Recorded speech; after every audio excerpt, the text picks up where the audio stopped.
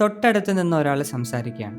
നിങ്ങൾക്കത് വ്യക്തമായിട്ട് കേൾക്കാൻ സാധിക്കും. അവരെന്താ പറയുന്നത്, എന്തിനെക്കുറിച്ചാണ് ഡിസ്കസ് ചെയ്യുന്നത്, ആരൊക്കെയാണ് സംസാരിക്കുന്നത്, യു ക്യാൻ ലിസൺ.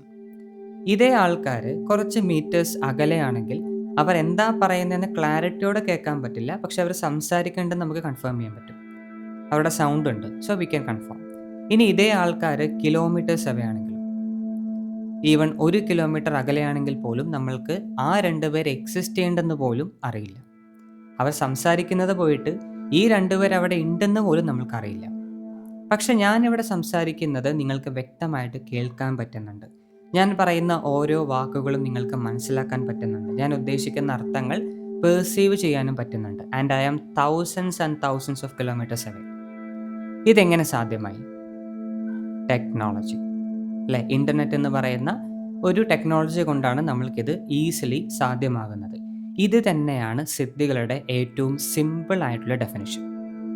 സിദ്ധി എന്ന് പറയുന്ന സൂപ്പർ നാച്ചുറൽ ആയിട്ടുള്ള കാര്യമല്ല. ഋഷികൾ അല്ലെങ്കിൽ യോഗികൾ പ്രകാരം പ്രകൃതി നിയമങ്ങൾ അനുസരിച്ച് ഒരു മനുഷ്യന് എന്ത് ചെയ്യാൻ പറ്റും, എന്ത് ചെയ്യാൻ പറ്റില്ല എന്നുള്ള വ്യക്തമായ കാറ്റഗറി പറഞ്ഞിട്ടുണ്ട്. ഇതൊക്കെയാണ് അവർക്ക് സാധിക്കുക, ഇതൊന്നും അവർക്ക് നോർമലി സാധിക്കില്ല. ഈ ലിമിറ്റിനപ്പുറം ആരെല്ലാം കടക്കുന്നോ അവർക്കെല്ലാം സിദ്ധി പോസിബിൾ ആണ്.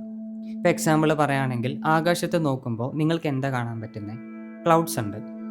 ദെൻ അതിൻ്റെ നമ്മൾ ആ ഒരു ഡേ ടൈം എന്താണോ അതനുസരിച്ച് നമ്മൾക്കൊരു പ്രത്യേക രീതിയിലാണ് ആകാശം കാണാൻ സാധിക്കുക. സൂര്യൻ ഉണ്ടെങ്കിൽ ഒരു രീതി, ആഫ്റ്റർനൂൺ ആണെങ്കിൽ ഒരു രീതി, രാത്രിയായാൽ മറ്റൊരു രീതി അല്ലേ? ഇതാണ് നോർമലി മനുഷ്യൻ്റെ ഒരു പെർസെപ്ഷൻ. ഒരു നോർമൽ ഹ്യൂമൻ ബീങ്ങിൻ്റെ പെർസെപ്ഷൻ ഇത്രയേ ഉള്ളൂ. അവരുടെ കണ്ടുകൊണ്ട് ഇങ്ങനെ കാണാൻ പറ്റുള്ളൂ. ബട്ട് ഇതേ ആകാശത്ത് നോക്കിയിട്ട് നിങ്ങൾക്ക് ആസ്ട്രൽ വേൾഡുകൾ കാണാൻ പറ്റിക്കഴിഞ്ഞാൽ, ഭൗതിക ലോകത്തിനപ്പുറം നിലനിൽക്കുന്ന അദൃശ്യമായ എന്നാൽ ഡെഫിനറ്റ്ലി അവിടെ റിയൽ ആയിട്ടുള്ള ആസ്ട്രൽ വേൾഡുകൾ കാണാൻ പറ്റിയാൽ, അതിനു പുറമെ പാസ്റ്റും പ്രസൻറ്റും ഫ്യൂച്ചറും അടങ്ങുന്ന ആകാശിക് റെക്കോർഡുകൾ നിങ്ങൾക്ക് ആകാശത്തിലൂടെ ആക്സസ് ചെയ്യാൻ പറ്റിക്കഴിഞ്ഞാൽ, നൗ ദാറ്റ് ഈസ് എ സിദ്ധി. കാരണം അത് നോർമൽ മനുഷ്യന് ചെയ്യാൻ സാധിക്കില്ല. പ്രകൃതി നിയമം അനുസരിച്ച് ഒരു നോർമൽ പേഴ്സണ് ചെയ്യാൻ സാധിക്കില്ല. നിങ്ങൾക്കത് ചെയ്യാൻ പറ്റുന്നുണ്ട്. നിങ്ങളിവിടെ പ്രകൃതി നിയമത്തിന് അപ്പുറം പോയിരിക്കുകയാണ്. ഇതാണ് സിദ്ധിക്കുള്ള ഏറ്റവും സിമ്പിൾ ആയിട്ടുള്ള അക്യുറേറ്റ് ആയിട്ടുള്ള ഡെഫിനിഷൻ. സൂപ്പർ നാച്ചുറൽ പവർ എന്നല്ല, ഇതാണ് കറക്റ്റ് ആയിട്ടുള്ള ഡെഫിനിഷൻ. നൗ സിദ്ധികളിൽ തന്നെ പല കാറ്റഗറീസ് ഉണ്ട്. നമ്മൾക്കതിനെ ഏറ്റവും ഒരു മനസ്സിലാവാൻ വേണ്ടിയിട്ട് 2 കാറ്റഗറി തിരിക്കാൻ സാധിക്കും. ഒന്ന് മൈനർ സിദ്ധി, രണ്ടാമത്തെ മേജർ സിദ്ധി. മൈനർ എന്ന് പറയുന്നത് പേര് പോലെ തന്നെ അത്ര ഇമ്പോർട്ടൻസ് ഉള്ള സിദ്ധികളല്ല. അതായത് അത് ലഭിച്ചത് കൊണ്ട് ജീവിതം തന്നെ മാറി മറിയും, അല്ലെങ്കിൽ നിങ്ങളുടെ ഒരു എക്സിസ്റ്റൻസ് തന്നെ ടോട്ടലി മാറി മറിയുമെന്ന് പറയാൻ സാധിക്കില്ല. അതിൻ്റെ ചില എക്സാമ്പിൾസ് ആണ് ടെലിപ്പതി, അല്ലെങ്കിൽ ഇൻറ്റ്യൂഷൻ്റെ ഏറ്റവും ഹയസ്റ്റ് ആയിട്ടുള്ള ഫോം, അല്ലെങ്കിൽ ഒറാക്കിൾ, പ്രൊഫസി. ഫ്യൂച്ചറിൽ മേജറായിട്ട് സംഭവിക്കാൻ പോകുന്ന കാര്യങ്ങൾ, എന്തൊക്കെ ട്രാൻസ്ഫോർമേഷൻ വരുമെന്ന് മനസ്സിലാക്കി പ്രൊഡിക്റ്റ് ചെയ്യുന്ന പരിപാടി. ഇപ്പോൾ ലേറ്റസ്റ്റ് ആയിട്ട് ട്രെൻഡ് വരുന്നുണ്ട് അല്ലേ, Baba Yanka or Vanga, what's her name, ആ ഒരു പർട്ടിക്കുലർ ലേഡിയുടെ കാര്യം പറയുന്നുണ്ട്. അവർ മരിച്ചിട്ട് ഒരുപാടായി, പക്ഷെ അവരുടെ ചില പ്രൊഡിക്ഷൻസ് ഇപ്പോഴും സംഭവിച്ചുകൊണ്ടിരിക്കുന്നു എന്നുള്ള ഇൻ്റർനെറ്റ് തിയറി അവിടെ നിലനിൽക്കുന്നുണ്ട്. അതുപോലെ അങ്ങനെ പല ആൾക്കാർ നമ്മുടെ ഹിസ്റ്ററിയിൽ ഉണ്ടായിട്ടുണ്ട്. നൗ ഇതൊക്കെയാണ് ഒറാക്കിൾ അല്ലെങ്കിൽ പ്രൊഫസി എന്ന് പറയുന്നത്. സംഭവിക്കാൻ പോകുന്ന ഒരു കാര്യത്തെ നേരത്തെ മനസ്സിലാക്കി പ്രൊഡിക്റ്റ് ചെയ്യാം. ഇത് സിദ്ധി തന്നെയാണ്, പക്ഷെ മൈനർ സിദ്ധിയാണ്. ഇത് കാരണം അവർക്ക് പ്രത്യേകിച്ചൊരു നെഗറ്റീവ് കർമ്മ അല്ലെങ്കിൽ ഒരു എഫക്റ്റ് അവർക്ക് വരാൻ പോകുന്നില്ല. നൗ ഇത് കഴിഞ്ഞിട്ടാണ് മേജർ സിദ്ധി. പേര് പോലെ തന്നെ വളരെ വളരെ മേജറാണ്. ഇതൊന്ന് ആ ഒരു മനുഷ്യൻ്റെ സിസ്റ്റത്തിൽ ജനറേറ്റ് ആയി കഴിഞ്ഞാൽ അവർ സ്വരൂപിച്ച് കൂട്ടുന്ന പവർ, അതേപോലെ തന്നെ കർമ്മ എന്ന് പറയുന്നത് ഇറ്റ്സ് വെരി വെരി ഹൈ. പ്രകൃതി നിയമങ്ങളെ മുഴുവനും അവർക്ക് ബ്രേക്ക് ചെയ്യാൻ സാധിക്കും. ഈ മേജർ സിദ്ധികളാണ് അഷ്ടസിദ്ധികൾ എന്ന് പറയുന്നത്. അഷ്ട എന്ന് പറഞ്ഞാൽ ഇടയ്ക്കിടയ്ക്ക് പറഞ്ഞിട്ടുണ്ട് 8 8 മേജർ സിദ്ധികൾ. അനിമ, ലഗിമ, അങ്ങനെ പല പല പേരുകളിലുള്ള 8 സിദ്ധികൾ. ഇതാണ് മേജർ സിദ്ധികൾ എന്നറിയപ്പെടുന്നത്. നൗ മൈനർ ആണെങ്കിലും മേജർ സിദ്ധി ആണെങ്കിലും ഇതെല്ലാം ആക്ച്വൽ ചെയ്യാൻ പ്രോപ്പർ ആയിട്ടുള്ള സിസ്റ്റമാറ്റിക് മെത്തേഡ്സ് ഉണ്ട്. ഒരിക്കലും ഒന്ന് ഉറങ്ങി എണീക്കുമ്പോൾ നിങ്ങളുടെ കയ്യിലേക്ക് വരുന്ന പരിപാടിയില്ല. അലാദിനും അത്ഭുത വിളക്കും ഇറ്റ്സ് എ ഫാൻറ്റസി, റിയലിസ്റ്റിക്കലി സംഭവിക്കില്ല. ഓക്കെ, അപ്പോൾ ഇങ്ങനൊരു സിസ്റ്റം നമ്മൾക്ക് ഏതാണ് വിശ്വസിക്കാൻ പറ്റുക എന്ന് ചോദിക്കുമ്പോൾ പതഞ്ജലി യോഗസൂത്രാസ്, അദ്ദേഹം പ്രസൻറ്റ് ചെയ്ത സിദ്ധികളുടെ ഡെഫിനേഷനാണ് നമ്മൾക്ക് ഏറ്റവും സേഫ് ആയിട്ട് വിശ്വസിക്കാൻ പറ്റുന്നത്. എഗെയിൻ പല ടെക്സ്റ്റുകളുണ്ട്, പല യോഗികളും അവരുടേതായ കോൺട്രിബ്യൂഷൻ നൽകിയിട്ടുണ്ട്. പക്ഷെ അതിനൊന്നും ഒരു സേഫ്റ്റി കണ്ടിട്ടില്ല. അതായത് നിങ്ങളൊരു ടെക്നിക്ക് ചെയ്തു, അത് കാരണം നിങ്ങൾക്ക് എന്തെങ്കിലും ഒരു സൈഡ് എഫക്റ്റ് വന്നു, നിങ്ങൾക്ക് എന്തോ ഒരു ദോഷം സംഭവിച്ചു, ഇതെങ്ങനെ പ്രിവെൻറ്റ് ചെയ്യണം, ഇതെങ്ങനെ റിവേഴ്സ് ചെയ്യണം, ഇതൊന്നും എവിടെയും കണ്ടിട്ടില്ല. തിയററ്റിക്കലി പറഞ്ഞിട്ടുണ്ട്, പക്ഷെ എങ്ങനെ ചെയ്യണം, ഇത് ചെയ്താൽ എന്തൊക്കെ സംഭവിക്കും, എന്തൊക്കെ അപകടങ്ങൾ പ്രിവെൻറ്റ് ചെയ്യാൻ പറ്റും, ഇതൊന്നും എവിടെയും കണ്ടിട്ടില്ല. പക്ഷെ പതഞ്ജലി അതിനെ ഏറ്റവും ഡീപ്പായിട്ട് ഡിഫൈൻ ചെയ്തിട്ടുണ്ട്. സോ അദ്ദേഹത്തിൻ്റെ അണ്ടർസ്റ്റാൻഡിങ്ങിൽ ദർ ആർ 2 ways. രണ്ട് വഴികളാണ് സിദ്ധികൾ നേടാൻ ഈ പ്രപഞ്ചത്തിലുള്ളൂ. ഒന്ന് തപസ്, രണ്ടാമത്തേത് സംയമ. ഇനി ഇതിനെ ഡീറ്റെയിൽ ആയിട്ട് പറയാം, ഡോണ്ട് ഗെറ്റ് കൺഫ്യൂസ്ഡ്. തപസ് എന്ന് പറയുമ്പോൾ പതഞ്ജലി ഉദ്ദേശിക്കുന്നത് വർഷങ്ങളോളം നിങ്ങൾ ഒറ്റക്കാലിൽ നിന്ന് തപസ് ചെയ്യണം എന്നല്ല പറയുന്നത്. ഏതെങ്കിലും ഒരു മെത്തേഡ്, അത് ഏതോ ആയിക്കോട്ടെ, മെഡിറ്റേഷൻ, സിമ്പിൾ മെഡിറ്റേഷൻ, അല്ലെങ്കിൽ ഒരു മന്ത്രം എടുത്ത് ജപിക്കുന്നത്, എന്തോ ആയിക്കോട്ടെ, what ever it may be, അത് കണ്ടിന്യൂസ്ലി പല വർഷങ്ങൾ മുടങ്ങാതെ ഫോക്കസ് ചെയ്ത് കഴിഞ്ഞാൽ അതിൻ്റെ പ്രാണിക് എനർജികൾ കോമ്പൗണ്ട് ആവും. ഇങ്ങനെ കോമ്പൗണ്ട് ഇൻട്രസ്റ്റ് എന്ന് പറയുന്ന പോലെ അതിങ്ങനെ ഇൻട്രസ്റ്റ് നേടിക്കൊണ്ടിരിക്കും, നിങ്ങളുടെ എനർജി കൂടിക്കൊണ്ടിരിക്കും. ഒരു പോയിന്റ് കഴിഞ്ഞാൽ നിങ്ങളുടെ എഫേർട്ട് ഇല്ലാതെ തന്നെ കുണ്ടലിനി എനർജി റൈസ് ആവാൻ ആരംഭിക്കും, ഓരോ ചക്രത്തിലൂടെയും സഞ്ചരിക്കും. ആൻഡ് ഇത് മറ്റേ നമ്മൾ ഇൻ്റർനെറ്റിൽ കാണുന്ന പോലെ തേർഡായി തുറക്കാൻ ഇത്ര രൂപ തന്നാൽ മതി തുറന്നുതരാം എന്ന് പറയുന്ന ജോക്കേഴ്സിൻ്റെ കാര്യമല്ല ഇവിടെ പറയുന്നത്.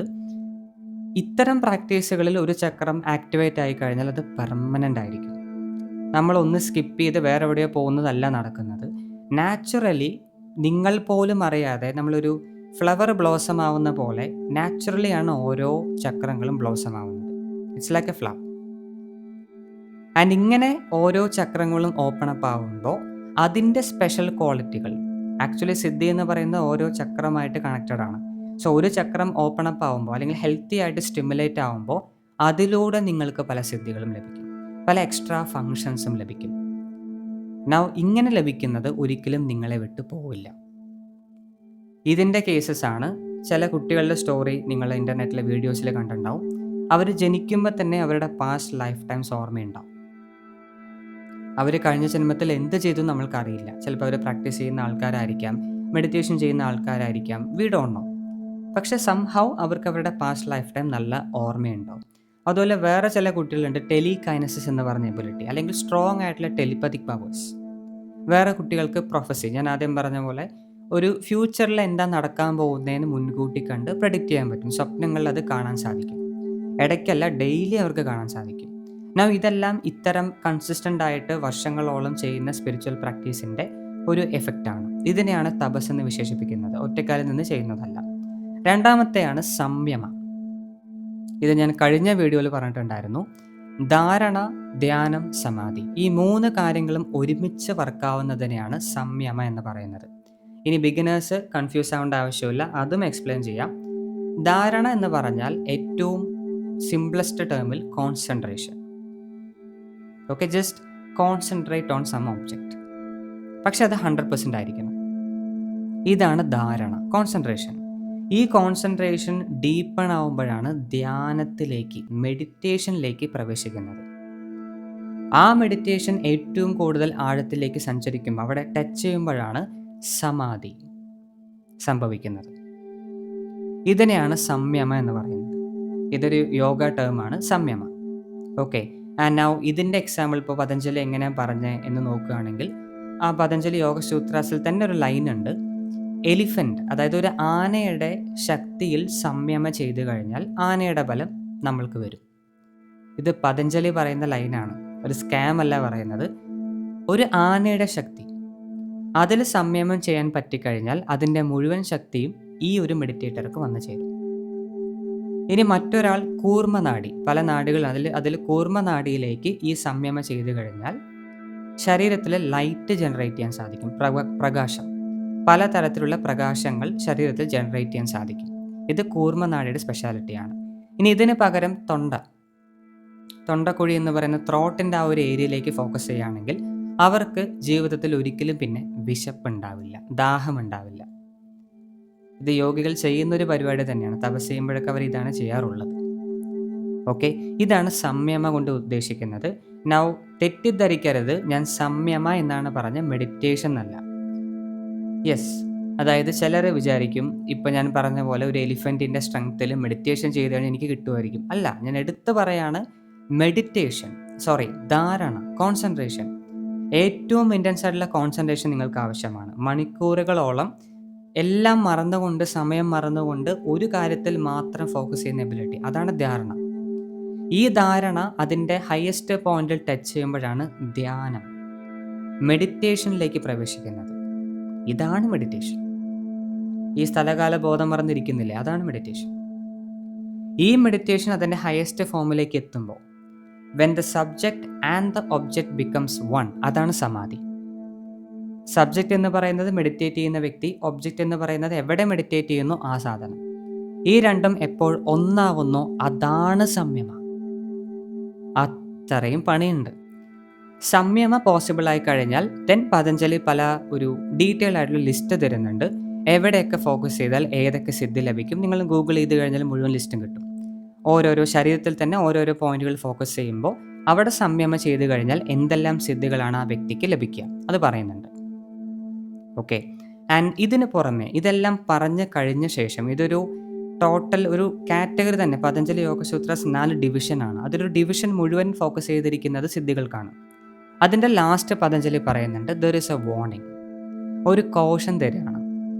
എൻലൈറ്റൻമെൻ്റ് ആണ്, അതായത് സ്പിരിച്വൽ ഡെവലപ്മെൻ്റ് ആണ് നിങ്ങളുടെ ലക്ഷ്യമെങ്കിൽ സിദ്ധി നിങ്ങളുടെ ഏറ്റവും വലിയ എനിമിയാണ്. ഒരു സാധകന് ആത്മീയ പാതയിൽ സഞ്ചരിക്കുന്ന ഒരു വ്യക്തിക്ക് സിദ്ധികൾ എന്ന് പറയുന്നത് അവൻ്റെ ഏറ്റവും വലിയ ശത്രുവാണ്. കാരണം നിങ്ങൾ എത്രത്തോളം ഭൗതിക ലോകത്ത് നിന്ന് വിട്ടുപോകാൻ നോക്കുന്നോ അതിന് നേരെ ഓപ്പോസിറ്റ് ആയിട്ടാണ് സിദ്ധികൾ വർക്കാവുക. ഇപ്പോൾ ദർ ആർ സർട്ടൻ സിദ്ധീസ് ദാറ്റ് വിൽ ഹെൽപ്പ് യു. ഇപ്പോൾ നിങ്ങളുടെ മെഡിറ്റേഷനെയും ഡീപ്പൺ ആവാൻ സഹായിക്കുന്ന സാധനങ്ങൾ, വളരെ ആഴത്തിൽ കൊണ്ടുപോകാൻ സഹായിക്കുന്ന സിദ്ധികളുണ്ട്. ഇപ്പോൾ ഞാൻ കുറച്ച് മുമ്പ് പറഞ്ഞ പോലെ ത്രോട്ടിലേക്ക് സംയമം ചെയ്ത് കഴിഞ്ഞാൽ വിശപ്പ് ഉണ്ടാവില്ല. നിങ്ങൾക്ക് എത്ര ദിവസങ്ങൾ വേണമെങ്കിലും മെഡിറ്റേഷനിൽ ഇരിക്കാം. That's A good thing. അതല്ലാതെ ഇപ്പോൾ ഞാൻ ആനയുടെ സ്ട്രെങ്ത്തിലൊക്കെ സംയമം ചെയ്ത് നിങ്ങൾക്ക് ആനയുടെ ബലം വന്നെന്ന് വിചാരിക്കുക, നിങ്ങൾ എന്താ ചെയ്യാൻ പോകുന്നത് വെച്ചിട്ട്? പോട്ടെ, കൂർമ്മനാടി നിങ്ങൾ അതിൽ ഫോക്കസ് ചെയ്തു, എന്നിട്ട് സൺലൈറ്റ് നിങ്ങൾക്ക് ബോഡിക്ക് ചുറ്റും ഒരു ലൈറ്റ് ക്രിയേറ്റ് ചെയ്തു, മഴവില്ല് പോലെ ക്രിയേറ്റ് ചെയ്തു. ആൾക്കാർ നിങ്ങളെ LGBTQ എന്ന് പറയുന്നല്ലാതെ പ്രത്യേകിച്ച് ഉപകാരമൊന്നുമില്ല. You are LGBTQ ambassador, representer or an activist എന്ന് പറയുന്നതിനപ്പുറം നത്തിങ് എൽസ്. വേണമെങ്കിൽ കുറച്ചുകൂടെ എക്സ്ട്രീമായിട്ട് ആലോചിക്കുകയാണെങ്കിൽ പല കളർ ഇങ്ങനെ കാണിച്ചിട്ട് ഇത് നിങ്ങൾക്ക് ലഭിക്കണമെങ്കിൽ 15,000 rupees ഫീസ് തന്നാൽ മതി, ഞാൻ പഠിപ്പിച്ചു തരാമെന്ന് പറയാം. ഇതൊക്കെ തന്നെ ചെയ്യാൻ പറ്റുള്ളൂ. ഇനി എക്സ്ട്രീം ആയിട്ടുള്ള അഷ്ടസിദ്ധികൾ എടുത്ത് നോക്കിയാലും, അനിമ ലഗ്യമ അതെടുത്ത് നോക്കിയാലും ഇതൊക്കെ ഉദ്ദേശിക്കുന്നത് നിങ്ങൾക്കൊരു ഉറുമ്പിനേക്കാളും ചെറുതാവാൻ പറ്റും, പ്രപഞ്ചത്തെക്കാളും വലുതാവാൻ പറ്റും, ഇതൊക്കെയാണ് അർത്ഥം വരുന്നത്. ഇപ്പോൾ ഹനുമാൻ അഷ്ടസിദ്ധികളുള്ള ആളാണെന്നാണ് പറയാം. അദ്ദേഹത്തിൻ്റെ എല്ലാ പവേഴ്സും ഈ പറയുന്ന അഷ്ടസിദ്ധികളിൽ നമുക്ക് കാണാൻ സാധിക്കും. ഓക്കെ, നൗ അത് ചെയ്തിട്ട് ഇപ്പം എന്താ യൂസ്? ഇതെല്ലാം നമ്മളുടെ മെറ്റീരിയൽ ക്രേവിങ്, ഭൗതിക ലോകത്ത് നമ്മളെ അടിമപ്പെടാൻ പുഷ് ചെയ്യുന്ന കാര്യങ്ങളാണ്. ഇത് പതഞ്ജലി എടുത്തു പറയുന്നുണ്ട്. യോഗ എന്ന് പറയുന്നത്, സാധന എന്ന് പറയുന്നത് ആത്മീയ വളർച്ചയ്ക്കാണെങ്കിൽ സിദ്ധി എന്ന് പറയുന്നത് ഇത് മുഴുവൻ നശിപ്പിക്കാനുള്ളതാണ്, സാധനയെ തന്നെ ഇല്ലാതാക്കാനുള്ളതാണ്. അപ്പോൾ ചോദ്യം പിന്നെ എന്തിന് സിദ്ധി? പിന്നെ എന്തിന് ഇതൊക്കെ പതഞ്ജലി എക്സ്പ്ലെയിൻ ചെയ്യണം? ഞാനിപ്പോൾ ആദ്യത്തെ ഒരു വഴി പറഞ്ഞില്ല, നാച്ചുറലി നിങ്ങൾ സാധന ചെയ്യുമ്പോൾ ഇതെന്തായാലും വരും. അവർക്ക് വേണ്ടിയിട്ടാണ് ഇത് പറഞ്ഞിരിക്കുന്നത്. കാരണം നിങ്ങൾ പ്രോഗ്രസ് ചെയ്ത് തുടങ്ങിക്കഴിഞ്ഞാൽ സിദ്ധി വരും എന്നുള്ളത് 100% ഗ്യാരണ്ടിയാണ്. അതൊരിക്കലും സ്കിപ്പ് ചെയ്ത് പോകാൻ സാധിക്കില്ല, അതവിടെ ഉണ്ടാവും. അത് വരുന്ന സമയത്ത് നിങ്ങൾക്ക് അറിഞ്ഞിരിക്കണം, ഇത് നിങ്ങൾക്കൊരു ഡൈവേർട്ട് ചെയ്യുന്ന എലമെൻ്റ് ആണ്, ഒരിക്കലും അതിനെ ആഴത്തിലേക്ക് കൊണ്ടുപോകുന്ന കാര്യമല്ല. ഇതറിയണമെങ്കിൽ നിങ്ങൾക്ക് ഓൾറെഡി ആ പാത സഞ്ചരിച്ച ഒരാളുടെ സഹായം വേണം. അത് മാത്രമാണ് പതഞ്ജലി ഇവിടെ ചെയ്തിരിക്കുന്നത്. സിദ്ധി നേടുമെന്ന് എൻകറേജ് ചെയ്യുന്നില്ല, പകരം നിങ്ങൾ ഈ യാത്ര ചെയ്യുമ്പോൾ എന്തായാലും സിദ്ധികൾ കണ്ടുമുട്ടും, നിങ്ങൾക്കത് എന്തായാലും ലഭിക്കും. അത് ലഭിക്കുന്ന സമയത്ത് നിങ്ങൾ എന്ത് ചെയ്യണം, ചെയ്യാൻ പാടില്ല, അതാണ് ഇവിടെ പതഞ്ജലി ഉദ്ദേശിക്കുന്നത്. അതവിടെ ഇരുന്നോട്ടെ, never use it, never touch it. And Sri Ramakrishna Paramahamsa, Vivekananda, ഏറ്റവും പവർഫുള്ളായിട്ടുള്ള നമ്മളെ ഈ ലോകം മുഴുവൻ ഇപ്പോഴും ആരാധിക്കുന്ന യോഗികളെ എടുത്ത് നോക്കിക്കഴിഞ്ഞാൽ അവരും സെയിം കമൻറ്റ് തന്നെയാണ് പറഞ്ഞിരിക്കുന്നത്. സിദ്ധികൾ അവിടെ ഇരുന്നോട്ടെ, ഒരിക്കലും ഉപയോഗിക്കരുത്. അത് നമ്മൾ ഒരാളുടെ വഴി തെറ്റിക്കുന്ന കാര്യങ്ങളാണ്, നമ്മളുടെ ആത്മീയതയിൽ നിന്നും അകറ്റുന്ന കാര്യങ്ങളാണ്. പോരാത്തതിന് എല്ലാ തരത്തിലുള്ള കാർമിക് സൈക്കിളും ഒരാൾക്ക് കൊണ്ടുവരുന്നത്. കാരണം പ്രകൃതി നിയമങ്ങൾ ബ്രേക്ക് ചെയ്യുക എന്ന് പറഞ്ഞാൽ നിങ്ങൾ പ്രകൃതിയുടെ ഒരു വോണ്ടഡ് ലിസ്റ്റിലായി കഴിഞ്ഞു. ദെൻ എല്ലാ രീതിയിലും നിങ്ങളെ ബ്ലോക്ക് ചെയ്യാനും നിങ്ങളെ തളർത്താനും നിങ്ങളുടെ ഈ ജന്മം തന്നെ വേസ്റ്റ് ചെയ്യാനും അടുത്ത ജന്മം ബ്ലോക്ക് ചെയ്ത് നശിപ്പിക്കാനും മാത്രമേ പ്രകൃതി നോക്കുള്ളൂ. ഇത് ഈഗോ ആയിട്ട് എടുക്കരുത്. കാരണം നിങ്ങളൊരു നിയമം തെറ്റിച്ചു. ഇനി മനുഷ്യനായിട്ട് ജനിക്കാൻ നിങ്ങൾക്ക് അധികാരം ഉണ്ടാവില്ല. അതുകൂടെ എപ്പോഴും ഓർത്ത് വെക്കേണ്ട ഒരു കാര്യം കൂടിയാണ്. Okay, so as a conclusion I am saying minor സിദ്ധി ഏതൊരു വ്യക്തിക്കും നോർമൽ അവർ ചെയ്യുന്ന പ്രാക്ടീസിൽ വന്ന് ചേരും. മേജർ സിദ്ധി കലിയുഗത്തിൽ നോക്കുക പോലും വേണ്ട, അത് അപ്രോച്ച് പോലും ചെയ്യില്ല. Then third eye meditation, third eye opening, ഇത്തരം സിദ്ധികളുടെ കാര്യം എടുക്കുകയാണെങ്കിൽ it is nothing more than a scam. ജെന്യുവനായിട്ട് നിങ്ങളെ സഹായിക്കണം എന്നുള്ളവർ ഒരിക്കലും ഇതിനെക്കുറിച്ച് സംസാരിക്കില്ല. പകരം ഒരുപാട് പൈസ ഉണ്ടാക്കണം, പറ്റിക്കണം എന്നുള്ളവർ എന്തായാലും ഇതിൻ്റെ പല ബിസിനസ്സുകൾ ഇറക്കും. അതിൽ നിങ്ങളൊരു സാധകനാണെങ്കിൽ അതിൽ വീഴാതിരിക്കുക. അല്ല, നിങ്ങളൊരു എൻ്റർടൈനർ ആണെങ്കിൽ, അതായത് ഒരു സർക്കസ് കാണാൻ വന്ന ഒരാളാണെങ്കിൽ ഡെഫിനറ്റ്ലി നിങ്ങൾക്ക് ഇത്തരം പ്രാക്ടീസ് എടുക്കാം, ചെയ്യാം. അതിൽ യാതൊരു തെറ്റുമില്ല. സോ ഇതാണ് സിദ്ധികളെക്കുറിച്ചുള്ള ഏറ്റവും അക്യുറേറ്റ് ആയിട്ടുള്ള, ഏറ്റവും സിമ്പിളായിട്ട് നമുക്ക് പറയാൻ പറ്റുന്ന എക്സ്പ്ലനേഷൻ.